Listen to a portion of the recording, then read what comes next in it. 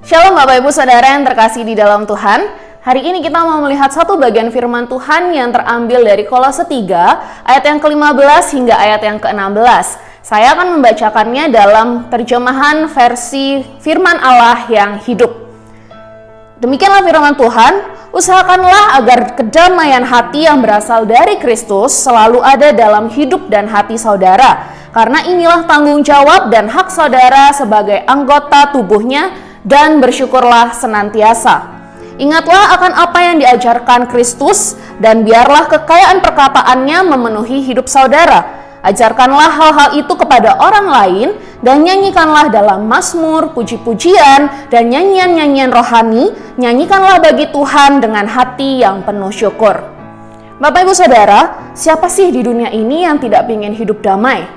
Hidup tanpa konflik atau tanpa drama mungkin adalah hidup yang didambakan oleh semua orang.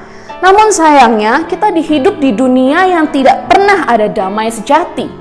Semua damai yang ada hanyalah sementara dan juga semu. Berusaha seperti apapun, kedamaian sejati itu mustahil untuk kita dapatkan. Satu-satunya cara kita dapat memperoleh dan mengalami damai sejahtera yang sejati itu adalah dengan menerima kasih karunia dari Tuhan Yesus Kristus. Seseorang akan mengalami damai sejahtera sejati jika ia menerima Raja Damai, Tuhan Yesus Kristus yang telah lahir ke dalam dunia. Di dalam Dia ada damai sejahtera yang sejati itu. Firman Tuhan juga mengatakan di dalam Yohanes 16 ayat yang ke-33, semuanya itu kukatakan kepadamu supaya kamu beroleh damai sejahtera dalam Aku. Damai sejahtera yang sejati itu tidak hanya hadir begitu saja, damai itu dapat mengobati kekhawatiran dan kecemasan hidup saya dan juga saudara. Kekhawatiran dan kecemasan itu tidak bisa hidup bersama-sama dengan damai sejahtera.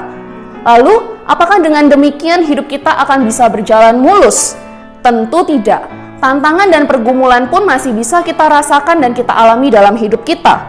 Bedanya, ketika kita ada damai sejahtera yang melampaui segala akal yang memenuhi hati dan pikiran kita, keadaan apapun tidak akan memengaruhi kita.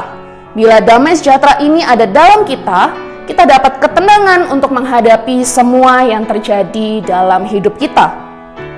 Damai sejahtera yang sejati itu juga dapat mengobati sikap permusuhan dan amarah di dalam hidup kita.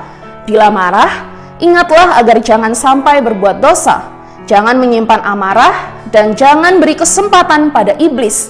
Kendalikan amarah dengan damai sejahtera itu, karena marah tidak akan pernah mengerjakan kebenaran bagi kita. Kita dapat mengendalikan amarah bila kita sudah memiliki Tuhan Yesus Kristus di dalam hati dan pikiran kita. Bapak Ibu Saudara yang terkasih di dalam Tuhan, hari ini firman Tuhan mengingatkan kita untuk senantiasa mengusahakan agar kedamaian hati yang berasal dari Kristus selalu ada dalam kita. Dengan demikian, tidak ada satupun yang dapat memisahkan kita dari kasih Kristus. Damai dari Kristus akan menenangkan kita dan memampukan kita melewati segala rintangan dan tantangan dalam hidup ini. Ingatlah akan apa yang diajarkan oleh Kristus, dan biarlah kekayaan perkataannya selalu memenuhi hati kita. Tuhan Yesus memberkati.